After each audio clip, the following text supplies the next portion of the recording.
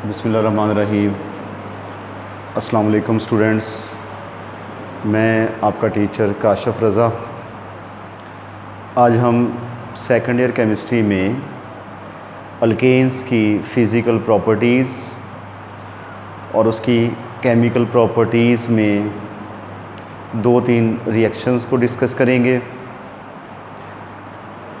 जिसमें हमारा नाइट्रेशन होगा, अल्केन्स की नाइट्रेशन, अल्केन्स की ऑक्सीडेशन, कंप्लीट ऑक्सीडेशन और इनकम्प्लीट ऑक्सीडेशन के बारे में पढ़ेंगे।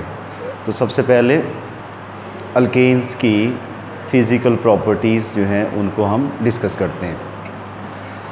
अल्केन्स आपको पता है ऐसी हाइड्रोकार्बन्स होती हैं कि जिनमें कार्बन और कार्बन के दरमियान सिंगल बॉन्ड पाया जाता है और सिंगल कोवलेंट बॉन्ड जो है वो पाया जाता है।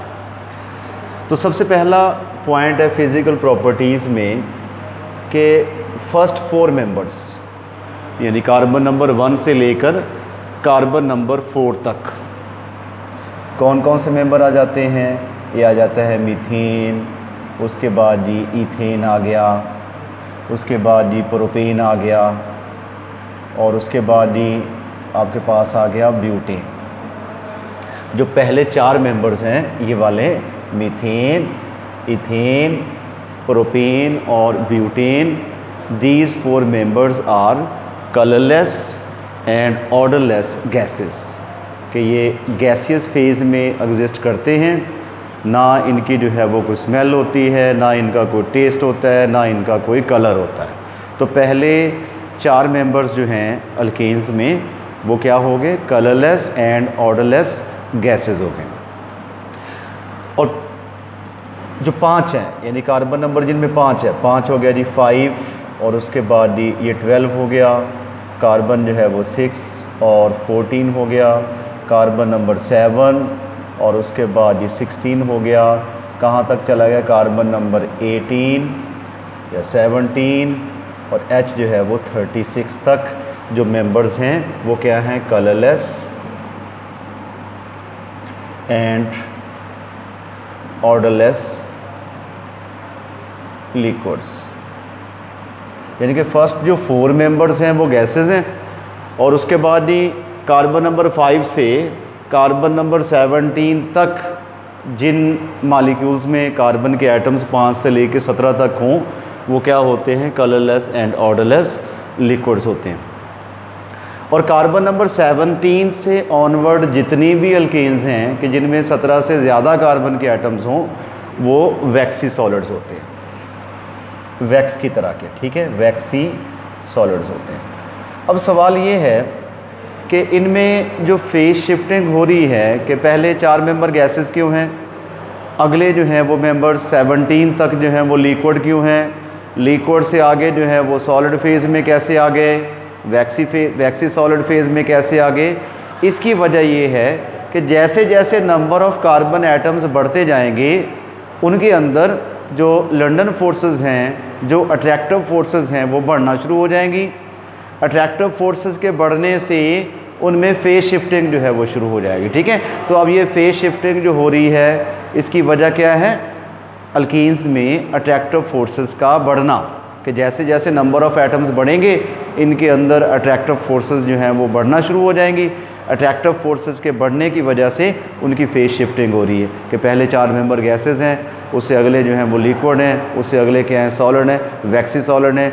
अगर नंबर ऑफ़ एटम्स बहुत ज़्यादा कर दिए जाएँ तो वो परफेक्ट सॉलिड में कन्वर्ट हो सकते हैं और होते हैं। क्लियर होगी बात। तो हम पढ़ क्या रहे हैं, इनकी फ़िज़िकल प्रॉपर्टीज़ पढ़ रहे हैं। दूसरे नंबर पे जो अल्केन्स होती हैं वो नॉन पोलर इन नेचर होती हैं।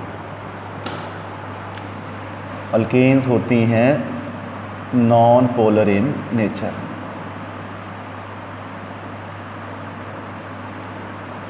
ठीक है, अब इसको देख लेते हैं। हमारे पास जो है वो है डी इथेन। ये मैंने इथेन का मॉलिक्यूल लिखा। अब इसमें हाइड्रोजन की इलेक्ट्रोनेगेटिविटी जो है वो 2.1 है और कार्बन की है 2.5। अब इस मॉलिक्यूल में 2 तरह के बॉन्ड हैं। एक बॉन्ड जो है वो कार्बन और कार्बन के दरमियान है और एक बॉन्ड जो है वो कार्बन और हाइड्रोजन के दरमियान है।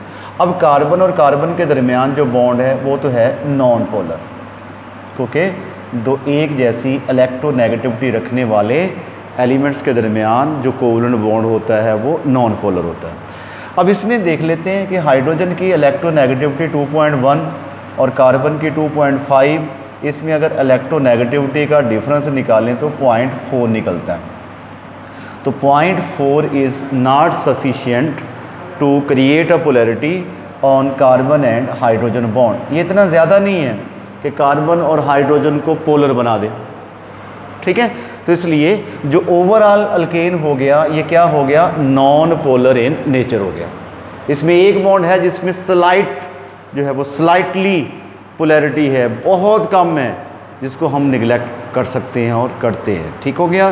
तो अल्केन्स जो हैं वो क्या होती हैं, वो नॉन पोलर इन नेचर होती हैं। तो हमने सॉल्युबिलिटी का ट्रेंड पढ़ा हुआ है कि like dissolve like, polar polar में हल होता है, नॉन पोलर में हल होता है। अब चूँकि ये नॉन पोलर हैं तो लिहाजा ये अल्केन्स कभी भी वाटर में जो है वो हल नहीं होंगी, क्योंकि अल्केन्स जो हैं वो नॉन पोलर होती हैं और वाटर जो है वो पोलर होता है, लाइक डिज़ोल्व लाइक। जबकि ये जो अल्केन्स हैं ये क्लोरोफॉर्म, बेंजीन, ईथर, एसीटोन, इन सब में जो है वो आसानी से हल हो जाती हैं, क्योंकि बेंजीन भी नॉन पोलर है, ईथर भी नॉन पोलर इन नेचर है, तो ये भी नॉन पोलर हैं, लाइक डिज़ोल्व लाइक। तो ये नॉन पोलर में अच्छी तरह हल हो जाते हैं, जबकि पोलर में अल्केन्स जो हैं वो बिल्कुल भी हल नहीं होते।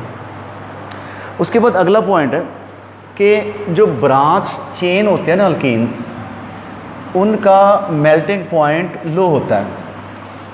क्वेश्चन जो है वो आपका बनता होता है, ये क्वेश्चन है कि ब्रांच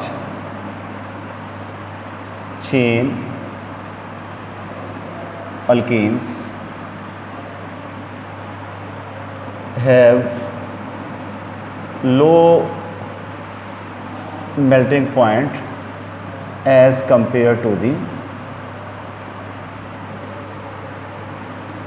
straight chain alkenes।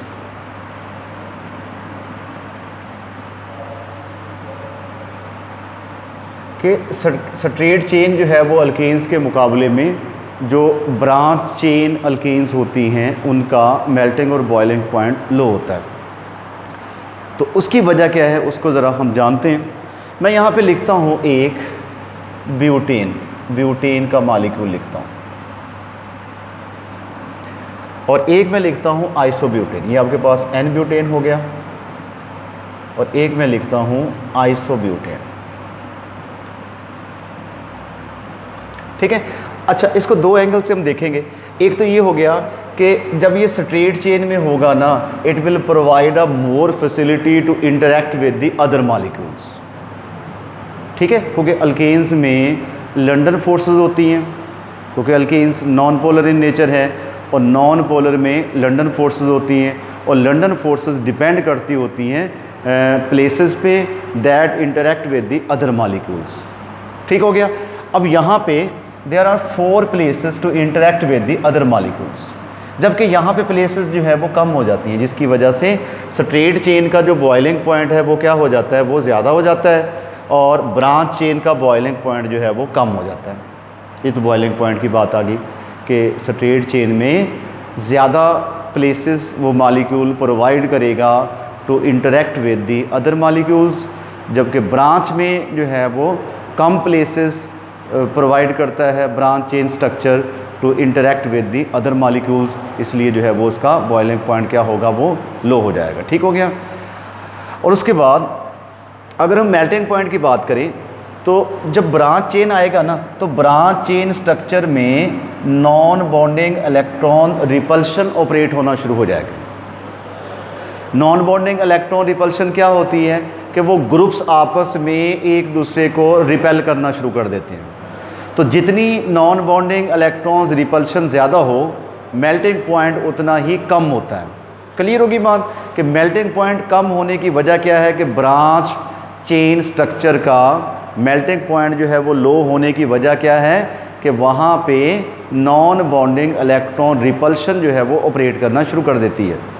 तो जहाँ कहीं भी नॉन बॉन्डिंग इलेक्ट्रॉन रिपल्शन ज़्यादा होती है वहाँ पे मेल्टिंग पॉइंट क्या हुआ करता है, मेल्टिंग पॉइंट लो हुआ करता है। ठीक है, तो इसलिए इनका जो है वो ब्रांच चेन स्ट्रक्चर का, ब्रांच चेन अल्केन्स का मेल्टिंग और बॉइलिंग पॉइंट लो होता है as compare to the straight chain structure.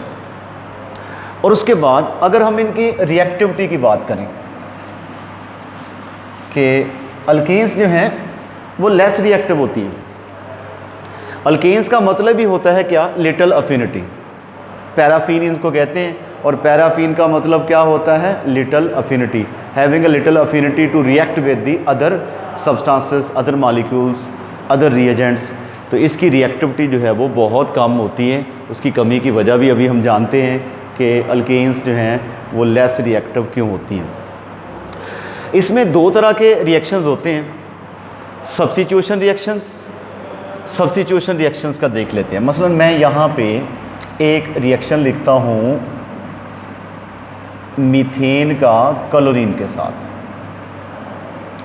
Chlorine के साथ जो है सनलाइट की मौजूदगी में मैं रिएक्शन लिखता हूँ। आपके पास बनेगा CH3 और Cl और प्लस क्या हो गया, HCl हो गया। अब इस रिएक्शन में आप देखें कि इस क्लोरीन ने हाइड्रोजन को रिप्लेस कर दिया। क्लोरीन ने हाइड्रोजन को रिप्लेस कर दिया, यानी कि हाइड्रोजन को हटा के क्लोरो जो है वहाँ पे आ गया। तो इस तरह के जो रिएक्शंस होते हैं ना, जिसमें एक एटम किसी एटम को रिप्लेस कर दे, वो कहलाते हैं सब्स्टिट्यूशन रिएक्शंस। तो अल्केन्स एक तो देती है सब्स्टिट्यूशन रिएक्शंस, और दूसरा बहुत ज़्यादा हीट दी जाए इसको, को कैटलिस्ट जो है वो इसमें डाला जाए, थर्मल डीकम्पोजिशन या कैटालिटिक डीकम्पोजिशन करवा के भी हम इसके जो हैं वो रिएक्शंस करवा सकते हैं। आम हालात में अल्केन्स के ऊपर ना तो स्ट्रॉन्ग ऑक्सीडाइजिंग एजेंट्स का अफेक्ट होता है, ना स्ट्रॉन्ग रिड्यूसिंग अफेक्ट जो है एजेंट्स का अफेक्ट होता है, ना अल्कलीज का जो है वो कोई इतना ज़्यादा अफेक्ट होता है। उसकी वजह क्या है, उसकी वजह है इसकी इनर्ट नेचर। अल्केन्स जो हैं वो इनर्ट इन नेचर होते हैं। इसके इनर्ट होने की वजह क्या है, क्योंकि इनमें पाया जाता है सिग्मा बॉन्ड। सिग्मा बॉन्ड जो है वो टाइटली बॉन्डेड होता है। सिग्मा बॉन्ड में जो इलेक्ट्रॉन्स हैं वो न्यूक्लियाई के पास होते हैं, और न्यूक्लियाई की ग्रिप जो है वो सिग्मा इलेक्ट्रॉन्स पे बहुत ज़्यादा मजबूत होती है। केमिकल रिएक्टिविटी के लिए पुराने बॉन्ड्स का ब्रेक होना जो है वो ज़रूरी होता है। जब सिग्मा बॉन्ड मजबूत होगा, पुराने बॉन्ड्स ब्रेक ही नहीं होंगे, तो केमिकल रिएक्शन जो है वो क्या होगा, वो स्लो होगा। ठीक है, तो why alkanes are less reactive due to the presence of the sigma bond, कि सिग्मा बॉन्ड की मौजूदगी उनको जो है वो लेस रिएक्टिव कर देती है। सिग्मा बॉन्ड स्ट्रॉन्गर बॉन्ड होता है। केमिकल रिएक्टिविटी के लिए पुराने बॉन्ड्स का ब्रेक होना वो ज़रूरी होता है। ठीक है, जब पुराना बॉन्ड ही ब्रेक नहीं होगा तो नए बॉन्ड जो है वो कैसे बनेंगे। ठीक है, तो ये हमारा इसकी रिएक्टिविटी के बारे में कुछ बातें थी। नेक्स्ट वीडियो में हम अल्केन्स के जो हैं वो रिएक्शंस को डिस्कस करेंगे। उस वक्त तक के लिए अल्लाह हाफिज़।